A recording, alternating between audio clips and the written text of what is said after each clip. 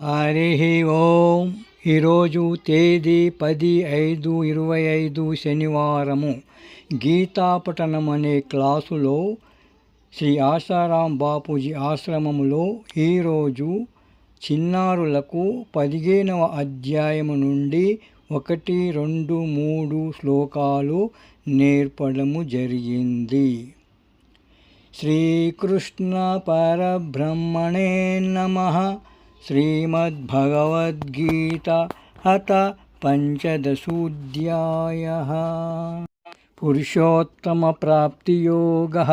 ఈ అధ్యాయం నుండి 1వ శ్లోకము.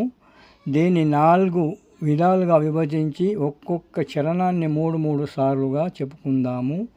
ఆ తర్వాత 2 చరణాలుగా 3 సార్లు, ఆ తర్వాత పూర్తి శ్లోకము 3 సార్లు చెప్పుకుందాము. శ్రీ భగవాను ఉవాచ.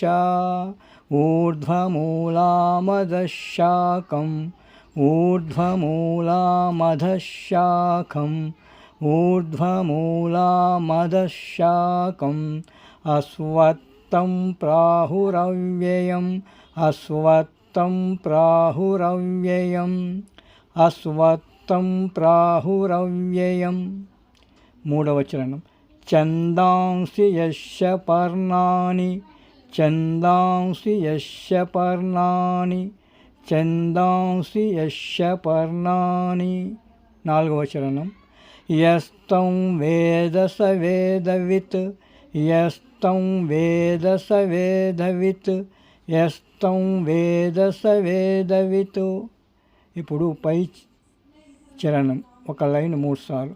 ఊర్ధ్వమూలామధశాఖం అశ్వత్థం ప్రాహురవ్యయం ఊర్ధ్వమూలామధశాఖం అశ్వత్థం ప్రాహురవ్యయం ఊర్ధ్వమూలామధశాఖం అశ్వత్థం ప్రాహురవ్యయం. 2వ చరణం 3 సార్లు. ఛందాంసి యస్య పర్ణాని యస్తం వేద స వేదవిత్ ఛందాంసి యస్య పర్ణాని యస్తం వేద స వేదవిత్ ఛందాంసి యస్య పర్ణాని యస్తం వేద స వేదవిత్. ఇప్పుడు పూర్తి శ్లోకము 3 సార్లు. శ్రీ భగవాను ఉవాచ. ఊర్ధ్వమూలామధశాఖం అశ్వత్థం ప్రాహురవ్యయం ఛందాంసి యస్య పర్ణాని యస్తం వేద స వేదవిత్. శ్రీ భగవాను ఉవాచ. ఊర్ధ్వమూలం అధశాఖం అశ్వత్థం ప్రాహురవ్యయం ఛందాంసి యస్య పర్ణాని యస్తం వేద స వేదవిత్. శ్రీ భగవాను ఉవాచ. ఊర్ధ్వమూలామధశాఖం అశ్వత్థం ప్రాహురవ్యయం ఛందాంసి యస్య పర్ణాని యస్తం వేద స వేదవిత్.